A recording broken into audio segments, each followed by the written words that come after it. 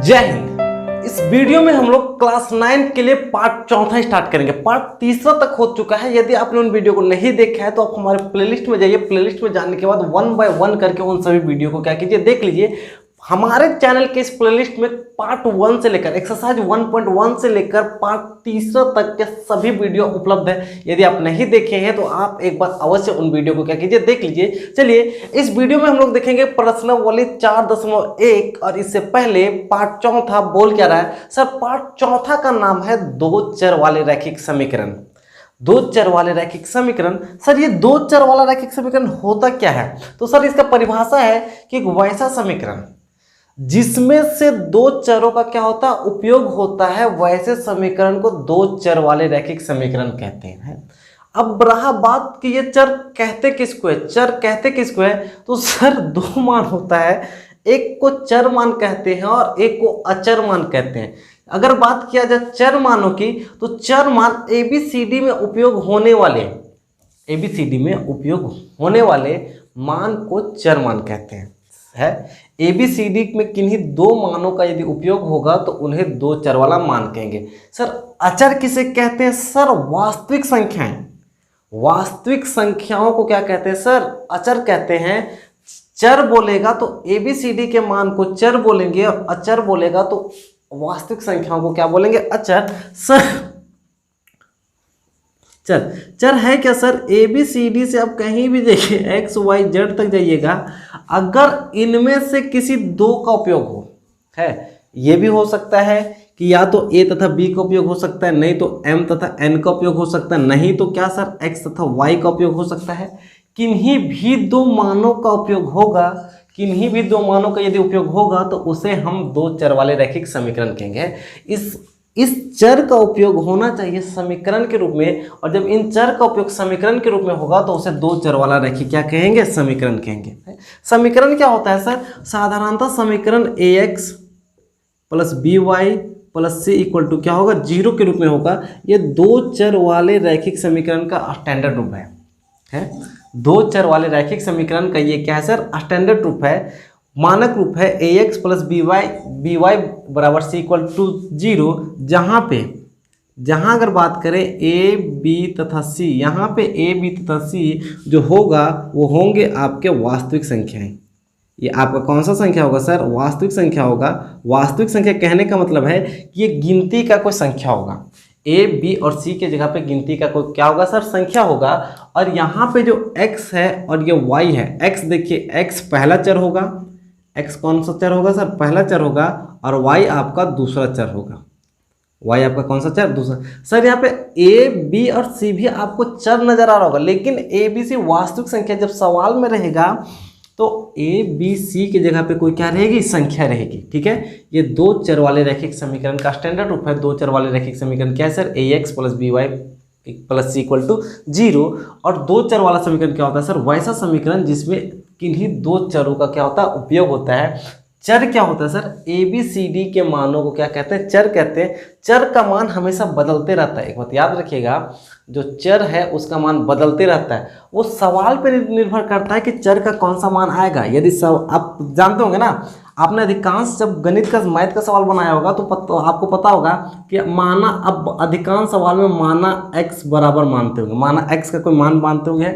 तो क्या सब सवाल में x का मान एक ही आता है, सेम आता है? नहीं, ये x का मान सवालों पे निर्भर करता है और सवालों पे x का मान क्या होता है, बदलते रहता है।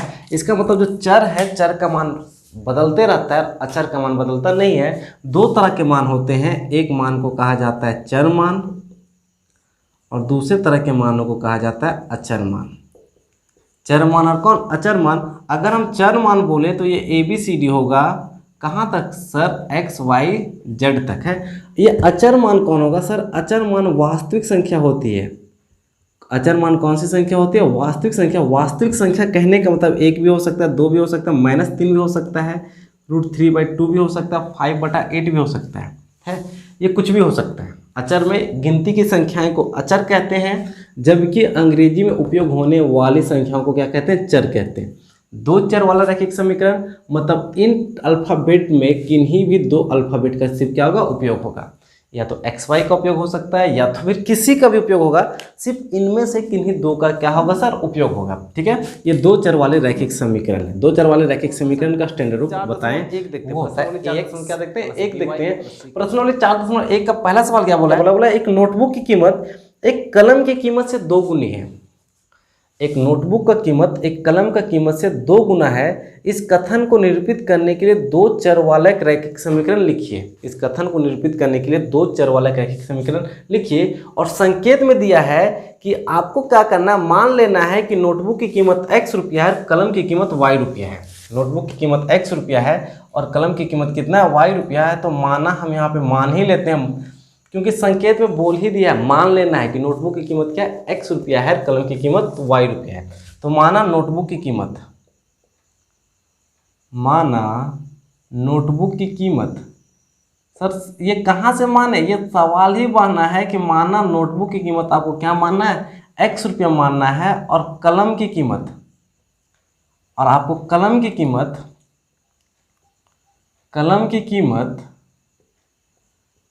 कीमत आपको y रुपया मानना है। तो सिंपल सा आपको कहाँ से आना है, प्रश्न से, और आपको इसको सवाल को सॉल्व नहीं करना है, सिर्फ एक समीकरण के रूप में, दो चर वाले समीकरण के रूप में लिख के क्या करना है, छोड़ देना है। देखिए सवाल बोला एक नोटबुक की कीमत कलम की कीमत से 2 गुनी है सर। क्या बोला है सर, एक नोटबुक की कीमत है, एक जो नोटबुक की कीमत है वो कलम की कीमत से, किससे सर, कलम की कीमत से कितनी गुनी है, 2 गुनी है। देखिए बहुत आसानी से देखिए, एक नोटबुक का जो कीमत है वो एक कलम का कीमत से कितना गुना है, 2 गुना है। कौन 2 गुना है सर, ये 2 गुना है। नोटबुक कितना, 2 गुना है। अगर हम बोले इसको एक संख्या के रूप में लिख ले, अगर कलम का कीमत 5 रुपया होता, मान के चलिए कलम का कीमत कितना होता, 5 होता, तो जो नोटबुक का कीमत होता वो कलम की कीमत से 2 गुना है। 2 गुना मतलब ये 10 रुपया होता, बोलिए बिल्कुल। अगर इसका कीमत मान के चलिए, कलम का कीमत 15 रुपया मान के चलते हैं, ये फिक्स कोई वास्तविक नहीं है, मान के चलते यदि कलम का कीमत 15 रुपया होता, कलम का कीमत कितना 15 रुपया होता, तो नोटबुक का कीमत कितना होता। तो सवाल बोल रहा है कि जो नोटबुक का कीमत है वो कलम के कीमत से 2 गुना है। तो सर अगर कलम का कीमत 15 होता तो जो नोटबुक का कीमत होता वो 15 दूना 30 होता। 15 दूना कितना होता सर, 30 होता। अब बोलेगा जी बिल्कुल होगा। अब देखिए बोला है नोटबुक की कीमत x, तो नोटबुक की कीमत x है, कलम की कीमत y, तो कलम की कीमत क्या है सर, y, हमने लिख दिया है। तो समीकरण में देखिए यहाँ पे x है और उसकी कीमत क्या है, y है। अब देखिए सर x और y को यदि हम बराबर करना चाहें, x और y को हम एक समीकरण, मतलब बराबर ही होता है सर, समीकरण में बराबर आना ही चाहिए। अगर हम x और y को बराबर करना चाहिए, गौर से देखिए x और y आपस में बराबर यहाँ कीजिएगा तो यहाँ भी आपको x और y बराबर करना होगा। आपको 10 और 5 में भी x और y बराबर, तो 10 और 5 क्या आपस में बराबर है, तो बोलिएगा जी नहीं, बिल्कुल भी नहीं। 10 और 5 आपस में बराबर नहीं है। जिस तरीके से 10 और 5 आपस में बराबर नहीं है, उसी तरीके से यहाँ x और y आपस में बराबर नहीं है, क्योंकि नोटबुक की कीमत x रुपया, कलम की कीमत कितना y। जब हम x और y को बराबर करना चाहेंगे तो वही लॉजिक लगाएंगे जो 10 और 5 को क्या करना होगा, बराबर करना होगा। तो 10 और 5 आपस में कैसे बराबर होगा सर, यदि हम यहाँ पे 2 से गुना कर दें तो क्या सर इधर भी 10 नहीं हो जाएगा, तो बोलेगा जी हाँ बिल्कुल, उधर भी क्या हो जाएगा, 10 हो जाएगा। मतलब हम y की तरफ 2 से हमने क्या कर दिया, गुना कर दिया है सर। यही एक सिंपल सा लॉजिक है, ठीक है। ये क्या है सर, जो आपका जो नोटबुक है वो कलम की कीमत से 2 गुना था, नोटबुक और कलम की कीमत को बराबर करना है, तो जो कम रहता है उसके तरफ 2 से क्या कर देना, गुना कर देना, तभी नोटबुक की कीमत और कलम की कीमत आपस में क्या होगी, बराबर होगी। अब यहाँ से देखिए सर x, ये 2y को 2 से गुना कीजिए, 2y बराबर को उधर प्लस है, बराबर के इधर लाइएगा तो माइनस का 2y होगा, उधर कुछ नहीं बचेगा, 0। ये सिंपल सा क्या होगा, आंसर। देखिए सर ये 2 चर का एक रैखिक समीकरण है, जिसमें से किन 2 चरों का उपयोग हुआ है, एक x का उपयोग हुआ है, दूसरा किसका उपयोग हुआ है, y का उपयोग हुआ है। ये सिंपल सा सवाल था आपका प्रश्नावली 4.1 का सवाल पहला है। इसमें कुछ भी नहीं था, नोटबुक की कीमत कलम की कीमत था, नोटबुक की कीमत कलम की कीमत से 2 गुना था, दोनों को बराबर करना है तो हम कलम की कीमत में 2 से क्या कर देंगे, गुना कर देंगे। सर दूसरा बोल क्या रहा है, बोला है निम्नलिखित रैखिक समीकरण को ax plus B Y plus C equal to 0 के रूप में व्यक्त कीजिए और प्रत्येक स्थिति में ए बी सी का क्या करना है सर, मान निकालना है। आपको नीचे इस प्रश्न के नीचे कुछ सवाल दिया हुआ है, मतलब कुछ इस तरीके का 1 2 3 4 करके कुछ प्रश्न दिए हुए, उनको आपको ax plus B Y plus C के रूप में व्यक्त करना है। सबसे पहले उस समीकरण को ax plus B Y plus C के रूप में क्या करना है, लाना है। और लाने के बाद आपको ए बी सी का क्या करना है सर, मान लिखना है। ए बी सी का क्या लिखना है सर, मान लिखना है। हमने अभी आपको बताया कि तो दो चर वाले रैखिक समीकरण होते हैं। दो चर वाले रैखिक समीकरण का जो स्टैंडर्ड होता है वो होता है A X plus B Y plus C equal to 0, जहाँ पे हमने नहीं बताया कि ए बी और सी वास्तविक संख्या होती है। सर ए बी और सी वास्तविक संख्या होती है। वास्तविक संख्या होने का मतलब है कि ये कोई संख्या होगा, मैथ का कोई क्या होगा सर, नंबर होगा। तो सर सबसे पहले आपका अगर ये पहला सवाल है तो सबसे पहले इस सवाल को इस रूप में लाना है और लाने के बाद ए बी सी क्या करना है, लिख देना है। सर देखिए आपके पास बहुत बड़ा ये नहीं है, आप रॉकेट साइंस वाले नहीं है, आपको रॉकेट साइंस जानना भी नहीं है। क्या है sir, A X plus B Y plus C equal to 0, बराबर के उधर क्या होना चाहिए सर, 0। और देखिए बराबर के इधर 9.355 के ऊपर रैंकिंग है, मतलब ये बराबर के उधर बेकार है। इसको इधर क्या करना पड़ेगा, लाना पड़ेगा, क्योंकि सबसे पहले समीकरण को इस रूप में क्या करना, बदलना है। तो यहाँ से 2x आएगा प्लस में 3y। सर ये बराबर के उधर प्लस में है, इधर आएगा तो माइनस में आएगा और उधर कुछ नहीं बचेगा तो 0 है। अब देखिए ये आ गया A X B Y plus C equal to 0, जहाँ पे ए बी सी क्या होता है सर, वास्तविक संख्या होती है। तो यहाँ पे लिखिए सर, यहाँ पे ए का मान, बी का मान और सी का मान। अब बोलिएगा सर ए बी सी किसका मान होगा, अरे सर क्वेश्चन में देखिए ना ए किसका मान है, एक्स का गुणांक को क्या बोल लिखा जाएगा, ए। एक्स का गुणांक क्या कर सर, 2, तो ए का मान क्या होगा, 2, बस। सर y का गुणांक क्या है सर, b। y का गुणांक क्या है सर, b। यहाँ y को किससे गुणा किया गया, 3 से, तो b का मान 3। सर c कौन है सर, c वो है जिसके पास x y z कुछ भी नहीं है। इस समीकरण में वैसा कौन है जिसके पास x y z कुछ भी नहीं है, तो समीकरण में ये है, यही होगा c का मान। c का मान होगा -9.35 और इसके ऊपर राइट रिंग, और ये सिंपल सा क्या होगा सर, आंसर। नहीं समझ आया। दूसरा देखिए sir A X plus B Y plus C equal to 0, बराबर के उधर 0 तो बराबर के उधर 0, बिल्कुल भी बराबर के उधर क्या 0। सबसे पहले x है तो यहाँ भी सबसे पहले x है, फिर y है तो y है, और यहाँ पे बिना x y का है तो यहाँ पे बिना x y का है। अब अगर इस सवाल को हल कीजिएगा तो यहाँ आपको क्या बताना है सर, ए बी सी बताना है। तो यहाँ ए का मान कौन होगा सर, ए का मान कौन होता है जो x के साथ गुना किया गया, x के साथ गुना कौन, a। तो x के साथ यहाँ गुना कुछ भी, तो सर यहाँ पे नहीं दिख रहा है, x को किससे गुना किया गया सर, 1 से। किसी भी अगर किसी से नहीं गुना किया जाता है तो वो संख्या किससे गुना किया जाता है, a से। अगर b की बात करें, b कौन होता है सर, जो y के साथ होता है। y के साथ कौन है सर, y के साथ ऊपर 1 है और नीचे 5 है, लेकिन आगे माइनस है, तो y का मान 1/5। सर प्लस रहेगा तो प्लस को छोड़ दीजिएगा तो कोई फर्क नहीं पड़ेगा, लेकिन माइनस है तो माइनस को क्या लिखना है। अगर हम c की बात करें तो c कौन होता है सर, c वो होता है जिसके साथ x y z होता नहीं है। यहाँ पे ये 10c है, -10, जिसके पास कुछ भी नहीं है, तो c का मान कौन होगा सर, -10। और ये सिंपल सा क्या होगा सर, आंसर।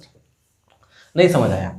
ये सवाल को देखिए, इसको इस समीकरण को A X plus B Y plus C के रूप में क्या करना है, व्यक्त करना है, और फिर ए बी सी का मान लिखना है। तो सर समीकरण में तो बराबर के उधर 0 होना चाहिए, ये बराबर के इधर छेद क्या कर रहा है, बराबर के उधर छेद क्या कर रहा है। इसको पकड़ के इधर लाओ, कान पकड़ के कहाँ लाओ, यहाँ लाओ, तो उधर क्या कुछ नहीं बचेगा, तो क्या बचेगा, 0।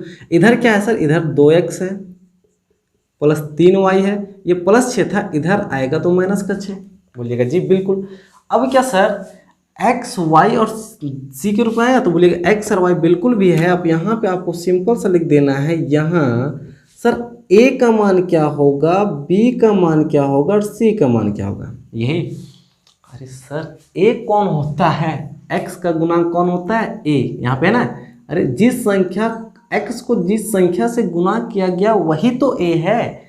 तो यहाँ पे x को किससे गुना किया गया, तो आप बोलिएगा कि सर यहाँ पे जो x को गुना किया गया है वो है -2 से, तो a का मान जो होगा वो होगा -2। आप बोलिएगा जी बिल्कुल सही।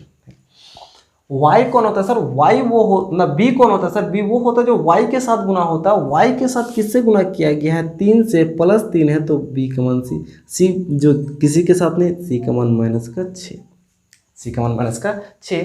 ये आपका ABC रहा। सबसे पहले हम इस जो सवाल दिया हुआ था उस समीकरण को इस रूप में हमने लाया और लाने के बाद उसको क्या किया, हल किया। देखो इसके रूप में बदलिए। अब बदलने का लॉजिक सिंपल है सर, बराबर के उधर क्या 0, बराबर के इधर 3y क्या कर रहा है, उसका तो उधर कोई काम नहीं है, क्योंकि आपको लाना पड़ेगा इधर। आप लाइए इधर पहले से आपका x है, ये 3y प्लस है, इधर आएगा तो -3y, उधर कुछ नहीं बचेगा तो क्या बचेगा 0। अब यहाँ पे लिख दीजिए, यहाँ a का मान कौन होगा, b का मान कौन होगा और c का मान कौन होगा, है सर। a कौन होता है, आप देखिए ना, a वो होता है जो x का गुणांक होता है।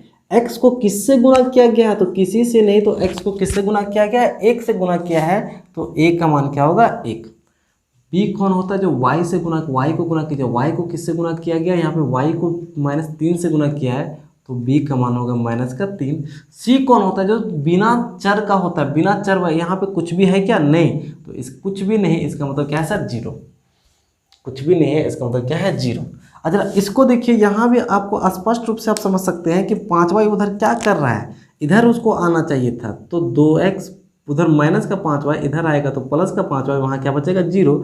अब यहाँ पे देखिए सर, यहाँ तो आसान है क्या आसान है, क्या आपको a लिखने में दिक्कत होगा, क्या b लिखने में दिक्कत होगा, क्या c लिखने में दिक्कत होगा, आप बोलेगा नहीं बिल्कुल भी हमको ये लिखने में दिक्कत नहीं होगा। a कौन होगा सर, जो x के साथ गुना है, x के साथ गुना है 2, b को होगा y के साथ, c जो बिना चर का होता है, ऐसा कुछ भी नहीं है, तो c का मान क्या होगा 0। यहाँ पे अगर बोले तो यहाँ पे आप सिंपल सा लिख दीजिए, ये इस रूप में है क्योंकि बराबर के उधर क्या है सर 0 है। तो यहाँ पे a का मान कौन होगा, b का मान कौन होगा और c का मान कौन होगा। सर a कौन होता है जो x के साथ गुना होता है, x के साथ गुना कौन है 3, तो यहाँ 3। सर b कौन होता है, b वो होता है जो y के साथ गुना होता है, तो इसका मतलब इस समीकरण में कहीं ना कहीं y था, और y था, इस y को बेचारे को 0 से क्या कर दिया गया होगा, गुना कर दिया होगा, तभी ये बेचारा क्या हो गया होगा 0। तो जब इस समीकरण में y नहीं है तो y का जो गुणांक होगा वो क्या होगा 0। c कौन होता है जो बिना चर का होता है, बिना चर का कौन है सर 2, बिल्कुल। यहाँ पे देखिए, अगर आप यहाँ पे देखिएगा, यहाँ a का मान, b का मान और c का मान लिख सकते हैं। a कौन होता है सर जो x के साथ गुना किया जाता है, x तो इस समीकरण में है ही नहीं, x जब इस समीकरण में नहीं है तो x का मान क्या होगा 0। b कौन होता है, b वो होता है जो y के साथ गुना किया जाता है, y को किससे गुना किया गया सर, y को गुना किया गया 1 से। c कौन होता है बिना दिए 2। यहाँ पे देखिए, यहाँ पे 5 इधर आएगा तो -2x बराबर का 0 है। अब यहाँ पे देखिए सर, यहाँ क्या होगा सर, a का मान कौन होगा, a वो होता है जो x के साथ गुना किया जाता है, x को किससे गुना किया गया -2 से। b, ये सिंपल सा क्या सर आंसर। उम्मीद है कि आपको ये बिल्कुल समझ आया होगा, ये आसान था सर, है। अगर आपको ये नहीं समझ आया तो बड़ा तकलीफ की बात है। चलिए इस वीडियो में फिलहाल इतना ही, मिलेंगे आपसे नेक्स्ट वीडियो में, तब तक के लिए जय हिंद, गुड बाय।